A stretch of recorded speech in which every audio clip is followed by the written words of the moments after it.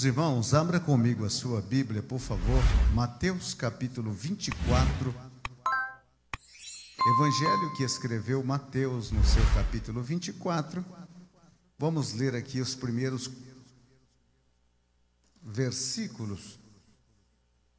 É um tanto extensa a leitura, que vai desde o versículo 1 até o versículo de número 28. Evangelho de Mateus. Mateus, o publicano, que estava na coletoria de impostos, quando Jesus passou e disse: segue-me. Ele deixou tudo e passou a seguir a Jesus. E ele escreve então o evangelho que leva o seu nome. Ele disse no capítulo 24: e quando Jesus ia saindo do templo, aproximaram-se dele os seus discípulos para lhe mostrarem a estrutura do templo. Jesus, porém, lhes disse: não vedes tudo isto? Em verdade vos digo que não ficará aqui pedra sobre pedra que não seja derrubada. E estando assentado no Monte das Oliveiras, chegaram-se a ele os seus discípulos em particular, dizendo: dize-nos quando serão estas coisas, e que sinal haverá da tua vinda e do fim do mundo? E Jesus respondendo disse-lhes: acautelai-vos que ninguém vos engane, porque muitos virão em meu nome dizendo: eu sou o Cristo, e enganarão a muitos. E ouvireis de guerra e de rumores de guerra. Olhai, não vos assusteis, porque é mister que isso tudo aconteça, mas ainda não é o fim. Porquanto se levantará nação contra nação e reino contra reino, e haverá fome, pestes e terremoto em vários lugares. Mas todas estas coisas são os princípios de dores. Então vos hão de entregar para serdes atormentados, e matar-vos-ão, e sereis odiados de todos as gentes por causa do meu nome. Nesse tempo, muitos serão escandalizados e trair-se-ão uns aos outros, e uns aos outros se aborrecerão. E surgirão muitos falsos profetas e enganarão a muitos. E por se multiplicar a iniquidade, o amor de muitos esfriarão. Mas aquele que perseverar até o fim será salvo. E este evangelho do reino será pregado em todo o mundo em testemunho a todas as gentes, e então virá o fim. Versículo 15: mas, pois, quando virdes a abominação da desolação, de que falou o profeta Daniel, está no lugar santo, quem lê, atenda. Então os que estiverem na Judéia fujam para os montes, e quem estiver sobre o telhado não desça para tirar alguma coisa de sua casa. E quem estiver no campo não volte atrás a buscar os seus vestidos. Mas ai das grávidas e das que amamentarem naqueles dias. E orai para que a vossa fuga não aconteça no inverno nem no sábado, porque haverá então grande aflição, como nunca houve desde o princípio do mundo até agora, nem tão pouco há de haver. E se aqueles dias não fossem abreviados, nenhuma carne se salvaria, mas por causa dos escolhidos serão abreviados aqueles dias. Então, se alguém vos disser: eis que o Cristo está aqui, ou ei-lo ali, não lhes dei crédito, porque surgirão falsos cristos e falsos profetas, e farão tão grandes sinais e prodígios que, se possível fora, enganaria até os escolhidos. Eis que eu vos tenho dito, portanto, se vos disserem: eis que ele está no deserto, não saiais. Eis que ele está no interior da casa, não acrediteis. Porque assim como o relâmpago sai do oriente e se mostra até o ocidente, assim será também a vinda do Filho do Homem. Pois onde estiver o cadáver, aí se ajuntarão as águias. Glória a Deus. Podeis sentar, meus irmãos? Este capítulo 24 é conhecido como o sermão profético de Jesus. Mateus, ele registra acontecimentos que seria como os indicativos para o acontecimento da vinda de Jesus. Porque Jesus, por muitas ocasiões, ele falou aos seus discípulos que voltaria, por várias ocasiões. E agora eles estão em Jerusalém, e eles estão no templo. O templo era magnífico, porque Herodes, ele era um arquiteto de cunho natural e fazedor de construções que tirava até mesmo o fôlego de quem viam. E o templo que Zorobabel havia construído nos alicerces do templo que Salomão, há anos passado, havia erigido, não era com um acabamento refinado e não tinha tanta glamour para chamar a atenção daqueles que estavam por ali. E Herodes, para ganhar a simpatia dos judeus, Herodes, ele não era israelita e nem era judeu, ele era edomita. E ele então começa a requintar o templo, trazendo mármores de muitas partes para poder fazer do templo uma esplêndida construção. E Jesus com seus discípulos estão fazendo uma andada por dentro do templo, como se fosse um passeio turístico. E os discípulos então, abismado com a construção do templo, diz para Jesus: veja esta estrutura. E Jesus então diz para eles que ali, daquele templo, não ficaria pedra sobre pedra que não fosse derrubada. E isso aconteceu precisamente no ano 70 da era cristã, quando o general Tito, general romano, invade Jerusalém e os soldados destroem o templo. Havia uma certa conversação popular que entre as pedras do templo estava sendo escondido vários elementos preciosos, tais como ouro, prata, diamante, pedras preciosas.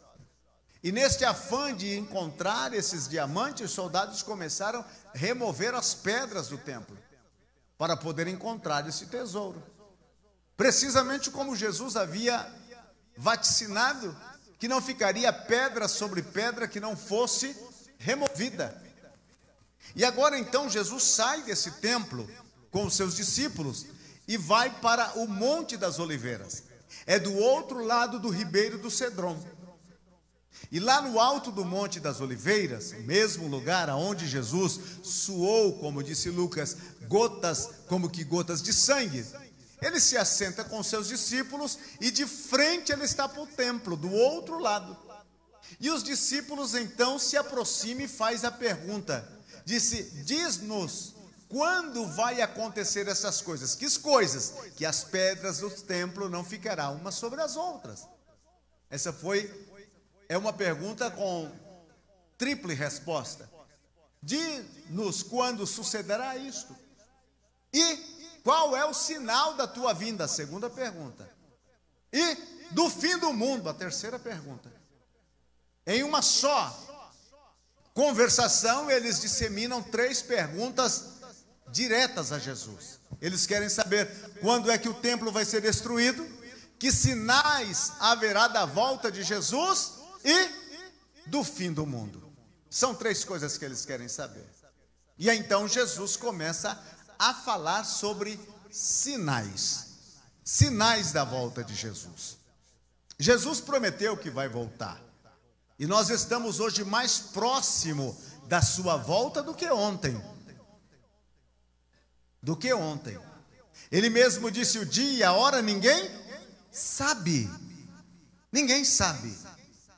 mas ele virá. E por todo o Novo Testamento e até o Antigo Testamento, nós encontramos expressões de Jesus informando a sua volta. Por exemplo, Mateus está nos falando sobre a sua volta. Marcos também fala sobre a sua volta no capítulo de número 14 e 15. E Lucas, no capítulo 21, ele fala da sua volta. Já nós encontramos no capítulo 14 de João, Jesus falando que voltaria. Os apóstolos também falaram da volta de Jesus. Paulo estava tão seguro que Jesus voltaria nos seus dias, que quando ele diz na primeira carta aos Tessalonicenses, no capítulo de número 3, versículos 16 ao 18, ele disse que os mortos ressuscitariam e depois nós, os que estivermos vivos, seremos transformados e arrebatados para encontrar com o Senhor nos ares. Esta era a esperança apostólica de que Jesus viria nos dias deles. Então nós encontramos por todo o Novo Testamento e até o Apocalipse a vaticinação de que Jesus haveria de vir. Assim como ele veio a primeira vez para salvar, agora ele viria para buscar o seu povo. E esta vinda é no poder e glória do Filho de Deus. E então Jesus aqui quer responder aos discípulos sobre esta vinda. Claro que ele, ao falar de sinais, há agrupamentos de sinais. Primeiro, sinais na vida religiosa. Segundo, sinais de tensões de guerras internacionais. Se levantará nação contra nação. Sinais em meio à sociedade. Ele fala de fome e ele fala de pestes. E sinais a nível de cataclísmico, que é os sinais de terremoto. E ele disse que as potências do céu serão abaladas. E ele disse mais também, que os homens desmaiarão pela bravura do mar. Então são sinais da natureza, o cataclismo da natureza. Mas nós nesta noite não vamos falar sobre todos os sinais, porque senão nós vamos sair daqui muito tarde. Eu quero sair daqui pelo menos às 10 da noite, para dar tempo ainda de jantar. Então nós vamos falar sobre o que mais nos compete, que é os sinais na vida religiosa, na vida da igreja, na vida do povo, que se denomina povo de Deus, porque dos outros sinais nós já estamos abundantemente informados do que vai acontecer, e muitas vezes pelo fato de nós estarmos no meio, nós não atinamos para os sinais que estão acontecendo no nosso meio. Aí Jesus vai abrir aqui no capítulo de número 4, ele já abre com uma advertência. Olha o que ele disse no versículo 4 do capítulo 24. E Jesus respondendo disse: acautelai-vos. Tenham cautela, vigie, esteja alerta. Porque Jesus já abre a cortina dos sinais da vida religiosa, dizendo aos discípulos: acautelai-vos, vigiai-vos, estejam alerta. Porque na vida religiosa haveria sinais que muitos poderiam ser confundidos e enganados. Por 3 vezes neste capítulo 24, Jesus disse: muitos enganarão. Aí no versículo 24 ele disse: acautelai-vos, que ninguém vos engane. Olha a preocupação de Jesus. Ele está dizendo para os discípulos: fiquem alerta para não serem enganados. Como é que nós somos enganados? Há possibilidade de sermos enganados? É claro que é. E como podemos ser enganados? Você não é enganado por algo que é contrariamente àquilo que você crê e pratica. Você é enganado por uma falsificação.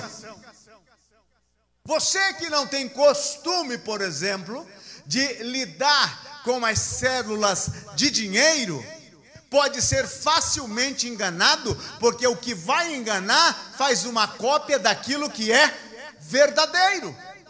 E então você coloca uma nota ao lado da outra, e devido à sua falta de experiência, você começa a olhar e dizer, mas são iguais. Não há diferença alguma, o papel é igual, a textura é igual, e é tudo igual. Mas sempre quem usa de engano deixa uma pista. Na vida religiosa, Jesus disse, acautelai-vos para que ninguém vos engane. Então, meus queridos irmãos, um dos sinais que Jesus está prefigurando aqui para os discípulos é que haverá engano no meio da igreja. Enganadores. E quais são estes enganos? Doutrinas que têm aparência de verdade, mas não têm a eficiência e a eficácia da verdade. Doutrinas produzidas por homens e não pela palavra de Deus. Haverá este engano. Nem todo mundo que diz o nome de Jesus pertence a Jesus. Nem todos os que professam que Jesus é o Senhor da vida deles vivem na verdade esta confissão. Jesus disse, acautelai-vos que ninguém vos engane. O engano prolifera vertiginosamente, e ainda mais agora com o advento das redes sociais. Qualquer falastrão de mentira faz uma live dando uma caricatura de verdade e trazendo escondido ali um veneno doutrinário para matar a alma. Cuidado com aquilo que você ouve, cuidado com aquilo que você põe os seus cuidados de atenção. Quando escutar qualquer coisa, confronte com a palavra de Deus, porque se não está nesta palavra, não deve ter crédito da tua parte, mas você deve confrontar, porque tudo aquilo que é verdade encontra na Bíblia base, alicerce para uma vida de paz e de felicidade. Cuidado, ninguém vos engane. Os enganadores estão aí. Ah, mas cantou, colocou até o nome de Jesus lá na música, e daí? Ou você acha que o diabo vai vir aparecendo o capetão que falava para a gente antigamente? Vocês lembram dele? Aquele sujeito com 2 chifres na cabeça, uma cauda pontiaguda, um garfão tridente, e saindo fogo pela boca e dizendo, vou te pegar, vou te pegar, vou te pegar. Não, meu querido. Ele vem de uma forma que até mesmo quem é escolhido, se não prestar atenção, será levado pelo engano. E o engano está proliferando nesses dias que estamos vivendo. E as pessoas dizem, mas aonde é que está a igreja verdadeira?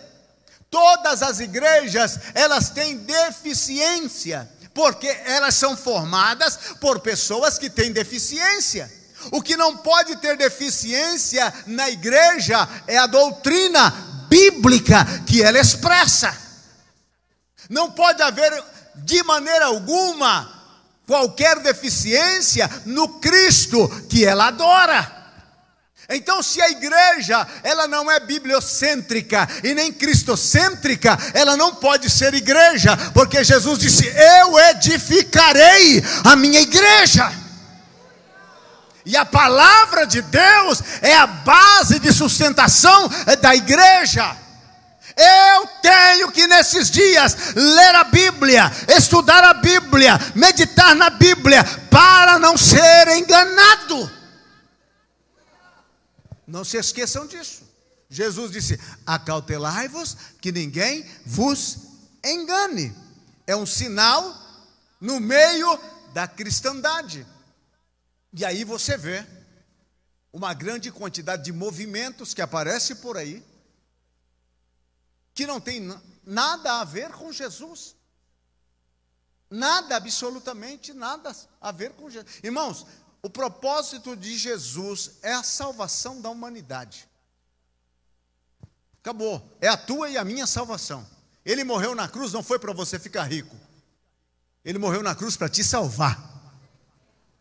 Ele não morreu na cruz para dizer a você que você se tornou a última Coca-Cola do deserto, não. Ele morreu na cruz para dizer o quanto pecador você e eu somos. É isso. Mas o tempo tem passado e eles têm, como disse Paulo, Gálatas 1, trazido um outro evangelho. Um evangelho que não é o evangelho de Jesus. O evangelho do homocêntrico. O homem no centro. O homem, a criatura mais espetacular. É o homem no trono e Jesus se desesperando para poder atender os seus caprichos, os seus desejos e os seus mimos. Não, você é o queridinho de Jesus. Não, você é isso de Jesus. Irmão, eu e você somos pecadores. A maldade habita na gente. Graças a Deus que Ele morreu na cruz do Calvário, para ali, através do seu sangue, redimir a nossa alma. Igreja que não prega o sangue da cruz, não pode ser considerada como igreja. Não é um lugar aonde eu e você viemos para nos entretenermos, para nos alegrarmos, para nos divertirmos. Não, a igreja é um lugar onde nós viemos adorar aquele que vive e reina para todo sempre. É para isto. Não é um lugar onde nos reunimos para ficar demonstrando a nossa perfeição.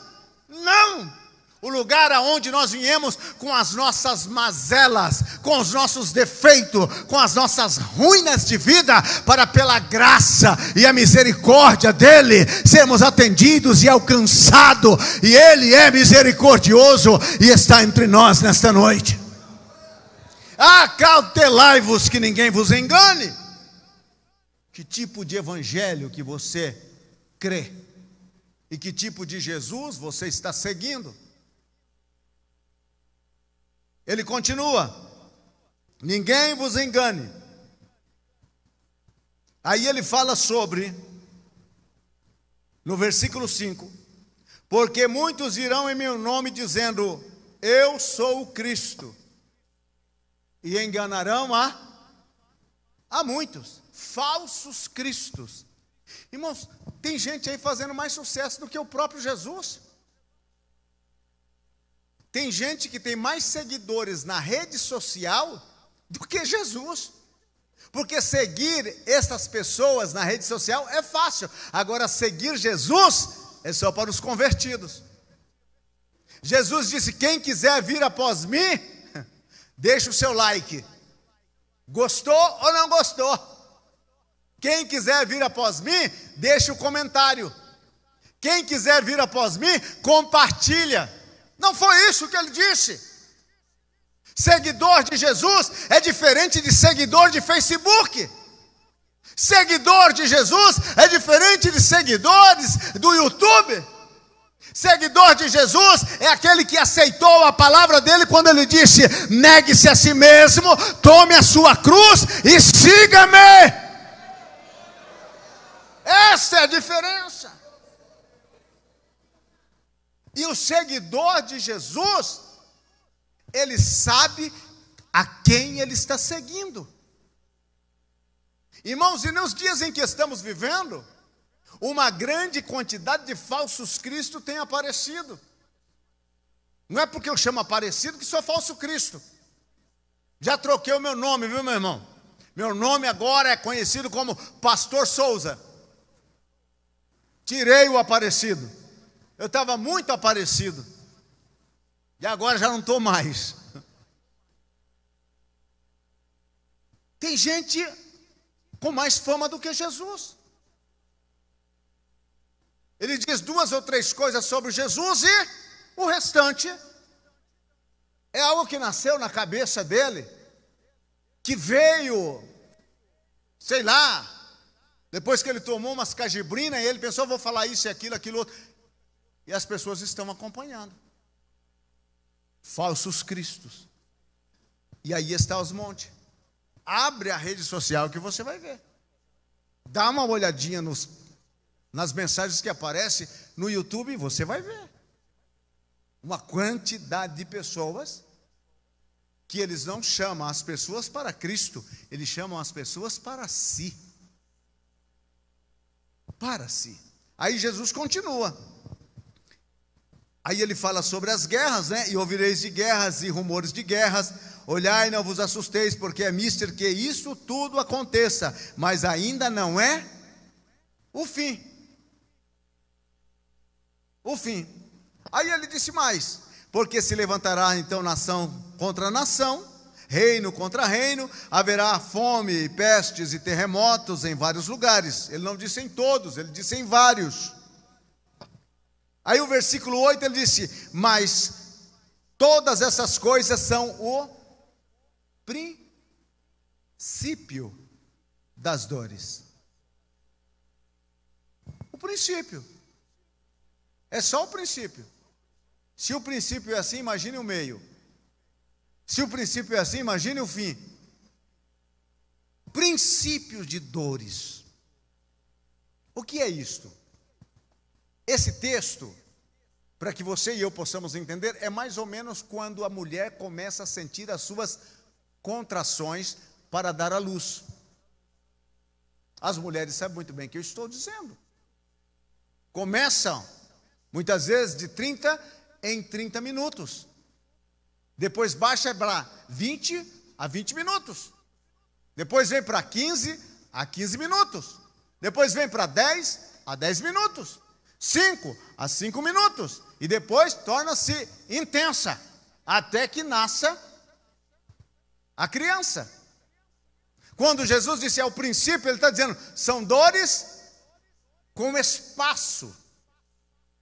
São dores com espaço. Mas a tendência é intensificar. Essas dores, como de uma mulher que está para dar à luz, começa a intensificar. E quanto mais intensifica o espaço, também mais a dor aumenta. Então Jesus está dizendo, o mundo, ele começa a ter guerras, a ter terremotos, a ter fome, a ter pestes. Porém, com o aproximar da vinda de Jesus, estes sinais se tornam mais constantes. A cada minuto, neste exato momento, tem algum lugar que está sendo bombardeado por uma nação contra a outra. Em algum lugar, enquanto nós estamos aqui, há várias pessoas, centenares de pessoas que estão morrendo de fome, que não tem comida. Em algum lugar, alguma peste está avassalando uma grande parcela de pessoas. Nós tivemos uma pandemia a nível mundial. Estamos tentando sair dela. E agora já estamos em outra, na pandemia da dengue. Então esse tipo de situações estão aí todos os dias diante de nós. Quando você liga o seu aparelho de televisão, os que dão a notícia, parece que estão derramando sangue na sua sala. É morte, e morte, e morte. E nós, os seres humanos, já ficamos naquela expectativa. Ontem morreu 1000, hoje eu vou ligar para saber se morreu 1500. Amanhã eu vou ligar de novo o horário do jornal para saber se morreu 2000. Caiu um avião, morreu 30. Aí o outro já pula de lá, ontem caiu um, morreu 100. Quanto maior o número do desastre, parece que nos chama mais a atenção. Nós somos uma geração sem sentimentos, sem sensibilidade. Nós já não sentimos a dor do próximo. Por quê? Porque nós vivemos uma geração em que está carcomida por um sistema destrutivo, Porém eu e você precisamos olhar para Jesus, autor e consumador da nossa fé. Ele falou sobre esses sinais e nós precisamos estar apercebidos. Aleluia, aleluia.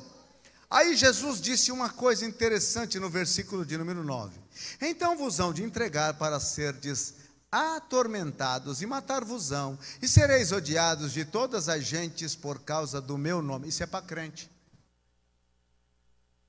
Isso é para crente. Você diz, pastor, isso, meu irmão. Eu fico muitas vezes pensando, né? Os nossos primeiros irmãos na fé, o que eles tiveram que passar para poder manter o testemunho. O último apóstolo, ele foi fervido num tonel de azeite, o apóstolo João, e deixado na ilha de Pátimos para morrer. No dia de Nero, Paulo foi decapitado, Pedro foi crucificado de cabeça para baixo, muitos morreram na arena. E nós, irmão, só porque faz calor, a gente já diz que está na luta? Não aguento essa tribulação deste calor. Só porque você comeu ovo frito uma semana, não aguento essa vida. Deus me leva, porque não é possível comer ovo frito toda semana. Olha as nossas lutas, olha as nossas brigas. Nós não enfrentamos nenhum gladiador na arena, nenhum leão com as suas garras afiadas vieram sobre nós, e nós somos uns crentes moloides. Se não tiver água gelada no bebedouro, eu não vou adorar a Deus. Se não ligar o ar-condicionado, eu não vou adorar a Deus. O banco está duro para sentar, por isso eu não vou adorar a Deus. Esse pastor fala demais, eu não vou adorar a Deus. Meu irmão, acaba com isto. Nós ainda não estamos num estado de perseguição como os nossos irmãos passaram. Imagine quando começar. Aí você diz, pastor, mas se vinha a perseguição. Irmão, se vier a perseguição da quantidade de gente que está aqui dentro hoje, dizendo que é crente, vai ficar uma minoria. Porque só porque o irmão da direita não olhou para você, o da esquerda não te comprometeu com a paz do Senhor, você já não volta mais. Imagine se de repente alguém dizer, traz o pescocinho aqui, coloca nessa madeira, que eu vou cortar o seu pescoço, porque você é seguidor de Jesus. Imagine. Jesus tem muitos seguidores, mas seguidores falsos. Eles pensam que seguir a Cristo é como seguir alguém na rede social, e não é isto. Seguidor de Jesus vai aonde Jesus vai. Ele disse, segue-me. E o que marca o seguidor de Jesus? Uma cruz nas costas. Pega a sua cruz e segue-me. E muitas pessoas pensam, a minha cruz é o meu marido. Não. A minha cruz é minha esposa. Não. A minha cruz é minha família. Não. A sua cruz é levar sobre si o nome de Jesus, é ser identificado como cristão. Naquele tempo, quando disseram, você é cristão, você vai morrer que nem morreu Cristo. E crucificava o sujeito. A rua Ápia, que dava entrada para Roma, ela foi colocada cruz de um lado e de outro, com os cristãos crucificados, e muitos deles depois queimados ali para iluminar a estrada. E nós, o que nós recebemos até hoje? Pastor, ore por mim para tirar eu daquele emprego, na seção onde eu trabalho só tem incrédulo. É lá que você tem que estar. É lá dentro. Não é luz aonde há luz, é luz aonde há trevas. Jesus disse, vós sois a luz do mundo. Ilumine lá. Aí se você perguntar para Deus, Deus, o senhor vai ficar contente se eu tirar eu e levar eu para uma sessão de trabalho onde só tem crente? Ele vai dizer não. Por quê? Porque lá você é útil. Lá você é útil. Ah, mas lá me persegue, me chama de crente, né? Umas coisas, irmãos, que só o sangue do carneiro. Uma coisa triste. Esses são os crentes de hoje. Continuando, Jesus disse, aleluia, matar-vos-ão. Você não gostou disso? Tenho certeza. Matar-vos-ão, e sereis odiado de todas as gentes. Irmãos, nós como crente, até os vizinhos que não é crente, está abraçando a gente, convidando para um churrasco. Alguma coisa está errada. Se ninguém está te odiando, armando para a tua vida, faça uma averiguação na sua fé. Tem que haver sinais na sua vida de que você é crente. E o capeta não fica contente aonde há crente. As nossas igrejas, lembram antigamente como era? Nós estávamos num culto e de repente era tijolada que caía de todos os lados. Lembra? Você estava lá orando, não tinha ventilador, o banco era um toco de uma árvore de mangueira que cortaram e colocaram, mas você estava lá suado, dando glória, e pedra no telhado, e gritando lá fora, e gente riscando o facão, um com machado nas costas, e você dando glória, e o Espírito dentro, fazendo obra, batizando, libertando, transformando. O que foi que aconteceu? Hoje, se alguém jogar uma pedra aqui em cima, o Firmino já é da PM. Mudou tudo. Fomos mais aceitos na sociedade. Estão abraçando a gente. A gente precisa fazer uma pesquisa na nossa fé. Se realmente somos de Jesus. E se você espera ser de Jesus e todo mundo dá tapinha nas suas costas, ele continua dizendo,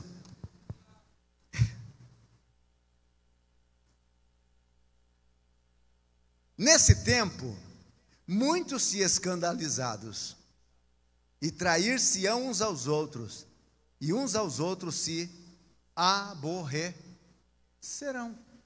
Está falando para os crentes. Haverá traidores.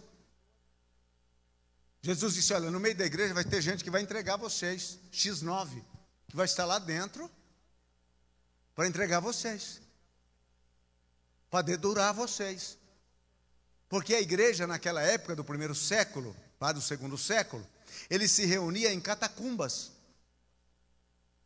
E então o imperador tinha um espião infiltrado, um X9, que dizia ser crente, mas não era.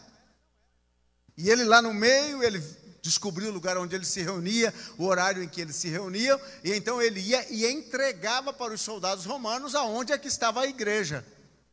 E então, quando os crentes estavam lá, no maior glória, chegavam os soldados e prendiam todos. Aí você disse, mas hoje não tem espião. Até o 007.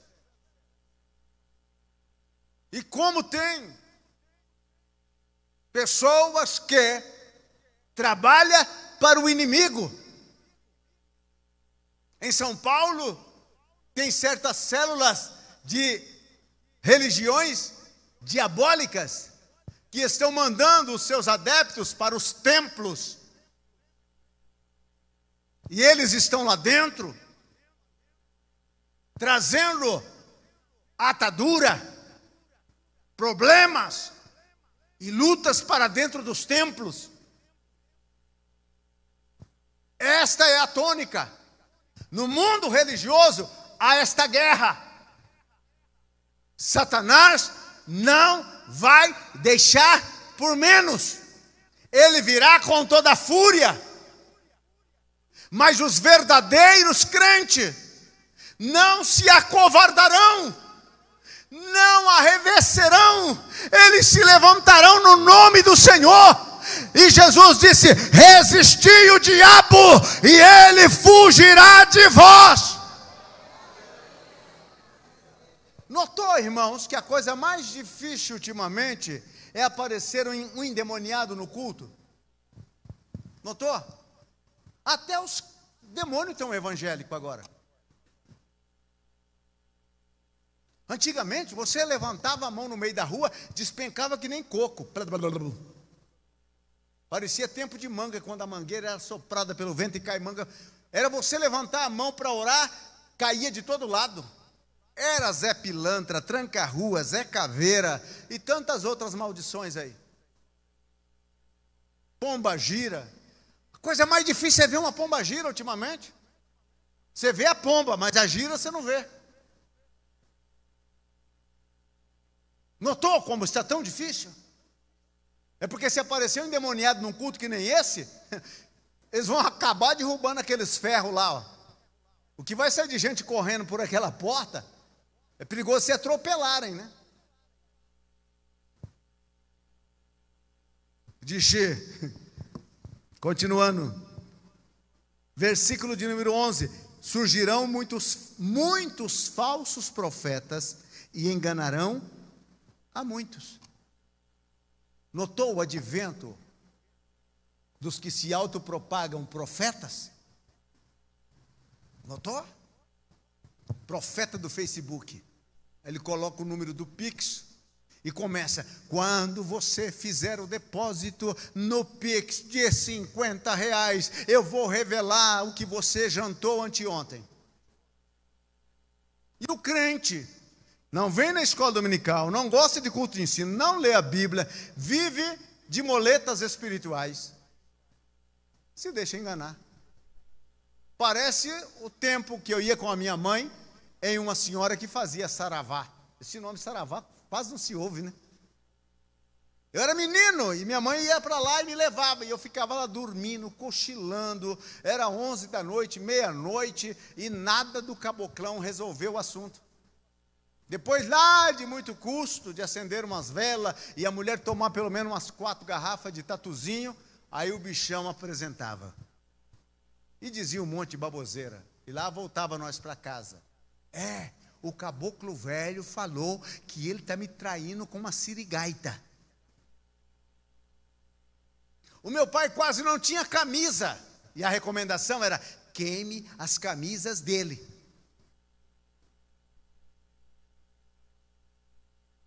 E queimava a camisa. E quando voltar, traga um dinheirinho que é para o santo. Que Satanás! Oh, meu Deus do céu! Falsos profetas enganarão a muitos. Dias atrás um irmão ligou para mim e disse: pastor, a Sensitiva falou. Falei: o quê? Pastor, a Sensitiva falou. Falei: meu irmão, deixa de seguir demônio. Paulo falou que muitos criarão o quê? Comichão nos ouvidos e serão instruídos por demônios. Cuidado. Cuidado, seu alvo é o céu. É o que nós estudamos hoje de manhã. O teu alvo é o céu. Daqui a pouco nós vamos encontrar crente pedindo para a cigana ler a mão dele. Ou outros pedindo: joga para mim as pedras de tarô. E já tem um monte de crente que vive seguindo horóscopo. No amor, você será, nesta semana, agraciado. Eis que envia em direção à sua vida. Nos negócios, prepare-se, um grande negócio vai aparecer para você.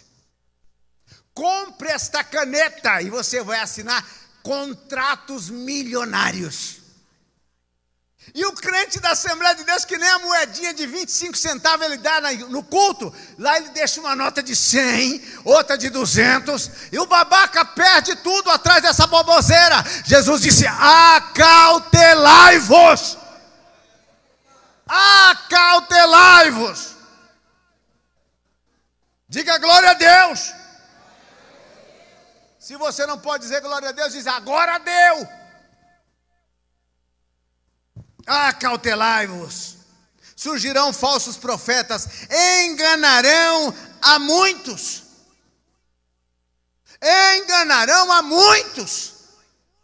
Não é pouco, serão muitos. Eu não quero fazer parte deste muitos. Eu não quero fazer parte deste muitos. Eu não quero. Jesus está avisando. Aí ele continua. No versículo de número 12, para a gente encerrar. Ele fala de outros 2 sinais na vida religiosa. Olha o que ele disse. E por se multiplicar a iniquidade. O que é que Jesus está dizendo? Olha, no meio da igreja, no meio do povo, que se diz meu povo, a iniquidade vai multiplicar. Vai multiplicar. Ninguém pode deter isso. Ele profetizou. Ele disse para Pedro, por exemplo, Pedro, na verdade eu te digo que hoje, antes que o galo cante, 3 vezes você vai me negar. E Pedro disse, de maneira nenhuma, Senhor.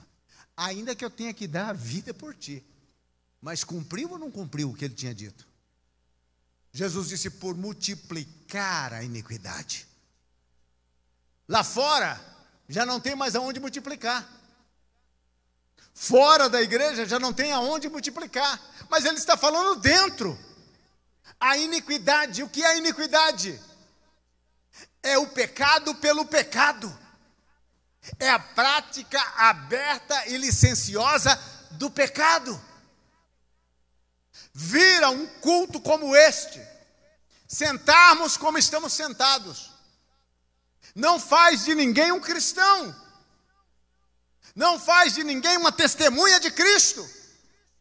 O que é que faz uma testemunha de Cristo? É uma vida de santidade, é uma mudança de vida, é o abandono do pecado e o apego à santidade e à verdade. Isto é que faz de alguém um verdadeiro cristão. Nós não podemos ter vida dupla. Uma vida que se configura como cristão e outra vida para a libertinagem. Aqui dentro é muito fácil passar por cristão, por seguidor de Cristo.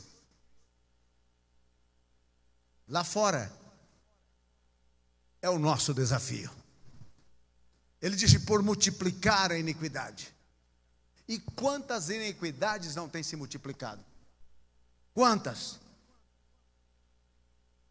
É impressionante, mas é uma realidade. Alguém disse, mas eu nunca matei ninguém. Eu nunca roubei ninguém. A gente tem preocupação com os pecados grandes, né? Roubar, matar, adulterar. A gente tem medo disso. Mas na mesma lista que está matar, roubar e adulterar, está também mentir. Mas quem nunca contou uma mentirinha? Mentir. E não é mentir somente de crente para crente, é de crente para incrédulo. Engano. E o pai da mentira é o satangoso. E quem pratica mentira é filho dele. Jesus disse, ele é desde o princípio mentiroso. E quando abre a boca é para mentir. E quem se adere a ele se torna filho. Apocalipse diz, ficarão de fora os tímidos, os afeminados, todo aquele que pratica mentira. Ficarão de fora. O lugar lá não é meu. O céu não é meu. Não sou eu que vou estar na porta do céu quando você chegar. Eu já estou numa luta para poder pelo menos entrar. Não vai ser eu. E se você espera chegar lá e, Pedro, Pedrão, deixa eu entrar aí, porque eu tive um filho e coloquei o nome de Pedro, deixa eu entrar. Pedro também não está lá. O céu não é de Pedro, o céu não é meu, o céu é de Deus.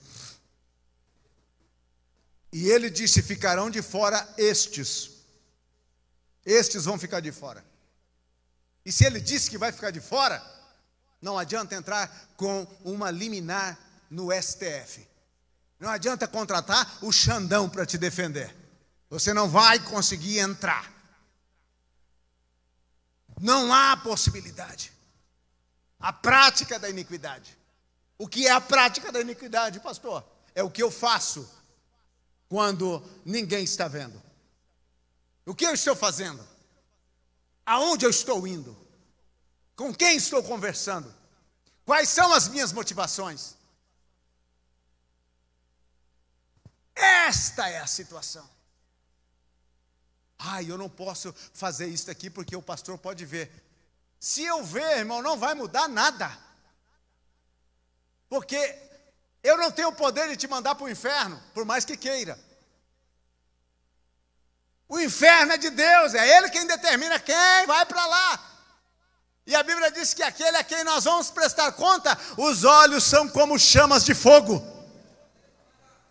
Não tem como esconder dele. Não tem como se ocultar daqueles olhos. Ele sabe o que você e eu estamos fazendo. O que fizemos durante a semana que passou. Ele sabe. E Ele sabe o que vamos fazer durante essa semana. E muitos de nós vamos ter muita surpresa. Porque vivemos uma vida dupla. Temos cara de crente. Vestimos como crente. Andamos como crente. Mas não somos crente. Nos dá uma oportunidade e a gente já mostra as unhas que somos, lobisomem. Jesus está falando que se multiplica a iniquidade. Se multiplica a iniquidade. As nossas meninas, elas já não chegam virgem ao pé do altar no dia do casamento. Os nossos rapazes, alguns deles andam com um palmo de cueca para fora da calça. E ainda com aquela conversinha, é tipo assim, pastor.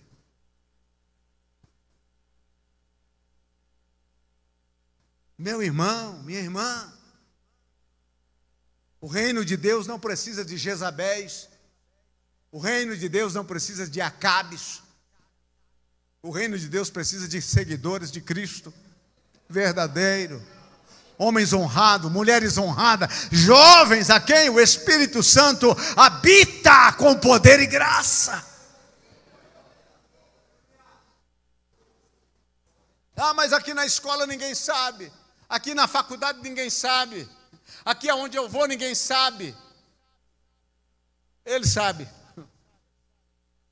E se ele sabe, você está em maus lençóis. Se ele conhece, não vá pensar você que ele não foi lá, que ele não te viu. Ele viu. Ele observou com os olhos. E isso não causou alegria no coração dele. Ao contrário, uma tristeza. Porque queira sim, queira não, o dia que ele abriu os braços na cruz, foi por você, foi por mim que ele sofreu. E ele jamais quer que você erre o caminho. Ele jamais quer que você desvie-se para outra parte. Ao contrário, Ele tem uma agenda com você na entrada dos céus, nas portas de pérolas. Ele quer te abraçar. Ele quer te abraçar. E aí Jesus conclui aqui, não conclui aqui, mas eu vou concluir, que disse: e por se multiplicar a iniquidade, o amor de muitos esfriará. Você lembra quando você recém entregou a sua vida para Jesus? Você se lembra? Você era crente do Papa Amarelo. Lembra? Hoje, para estar num culto, é só no de Santa Ceia. Para ler a Bíblia, não dá, pastor, eu vou ler a Bíblia, eu tenho que conferir aqui a rede social. Quero saber como é que está a fofoca de hoje. Me disseram que o fulano largou a esposa e está lá na rede. Eu preciso ver aquilo. Você precisa ver aquilo?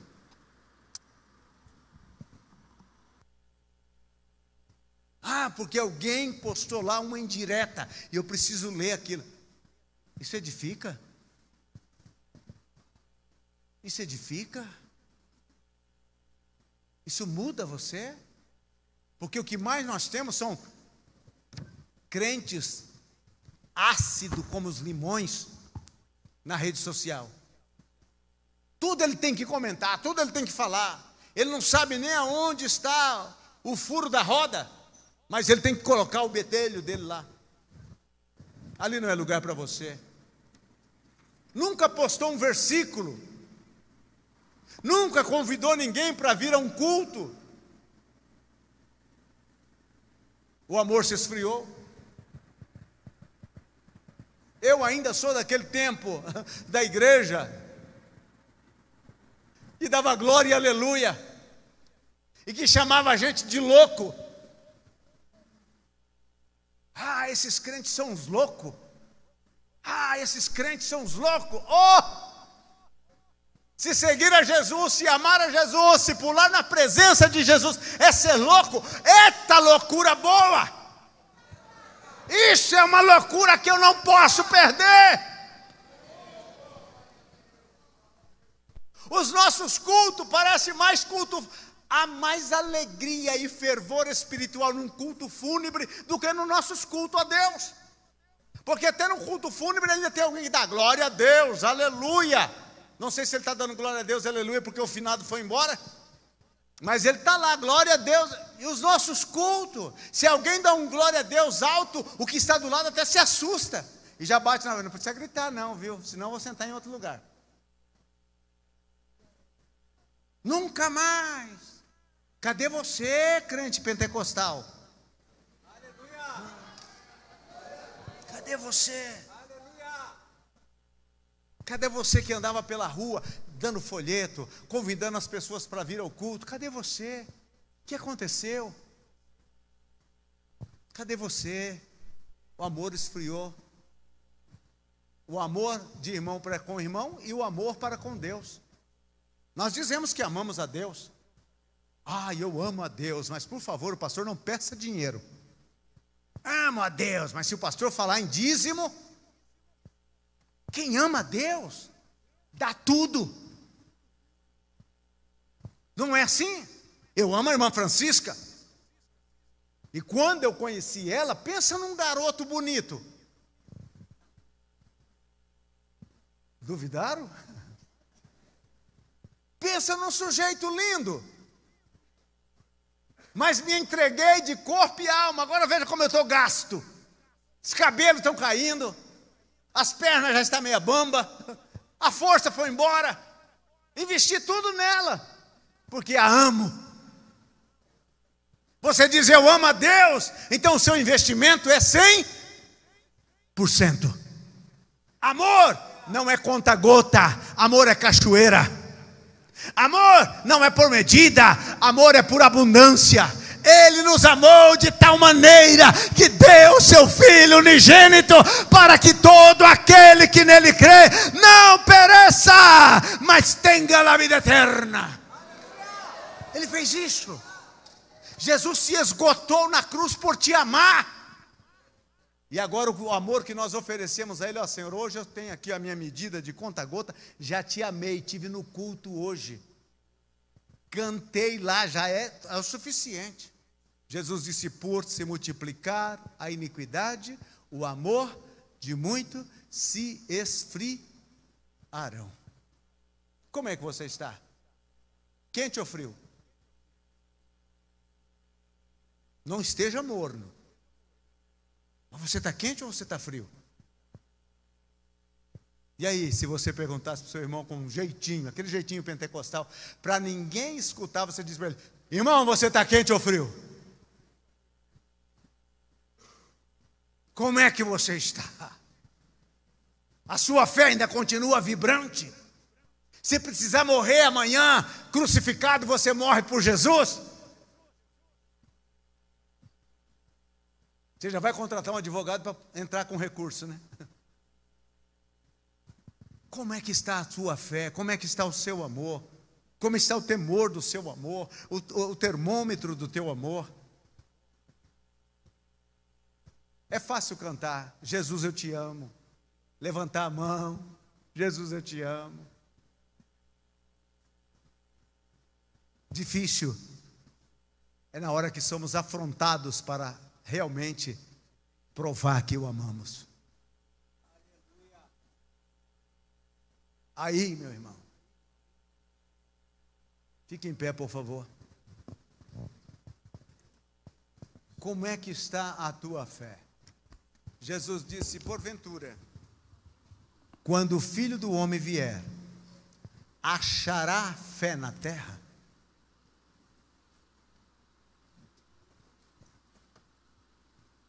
Como está o seu amor? Você ainda sente o coração como uma brasa fervente quando escuta o nome de Jesus? Você ainda chora no seu lugar de adoração? Você ainda diz a Ele, Jesus, eu te amo, e não com palavras da boca para fora, mas com o coração palpitante?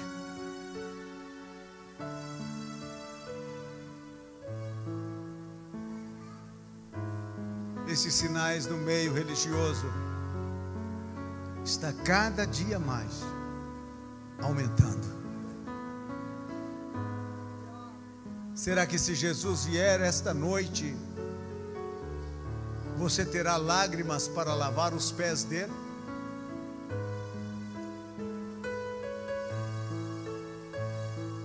Quanto tempo faz que você não chora na presença dele? O cristianismo é uma religião de lágrimas, de choro.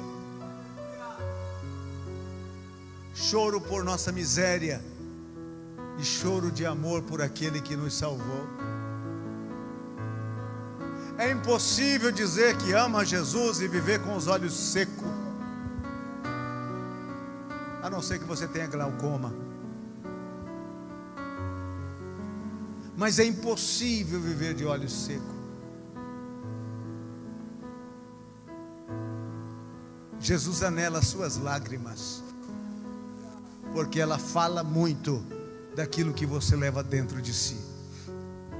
Como está o teu amor por Jesus? Como está o meu amor por Jesus? Curve a sua cabeça, feche os seus olhos. Pergunte para o seu coração: como está o seu amor por Jesus? Como está a minha vida diante dele?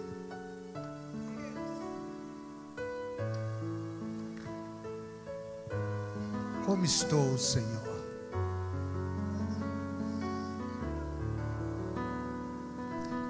Eu estou aguardando a tua vinda. Eu estou esperando com ansiedade. Não me deixe ser enganado. Ondarikataha bakana magoyasei.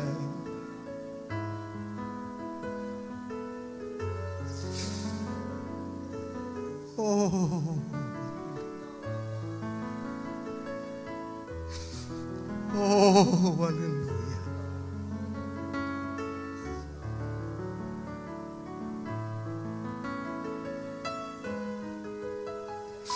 Ó Espírito Santo, aviva de novo, faz meu coração arder, faz a minha alma te buscar com desesperação.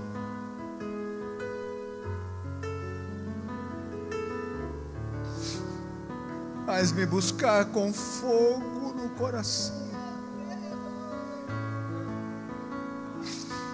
Patariteia catarabacoma.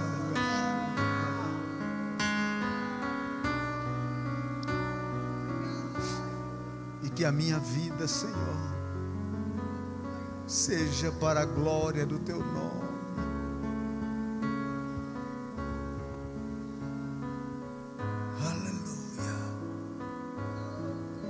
Aleluia, oh aleluia, oh glória a Deus. Eu creio que aqui há pessoas que Te amam de verdade, que quer Te dar um abraço e dizer o quanto é grande o amor por Ti. Ajuda-nos como igreja, Senhor.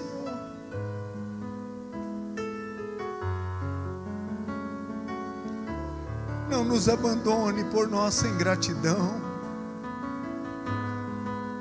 Não nos deixe.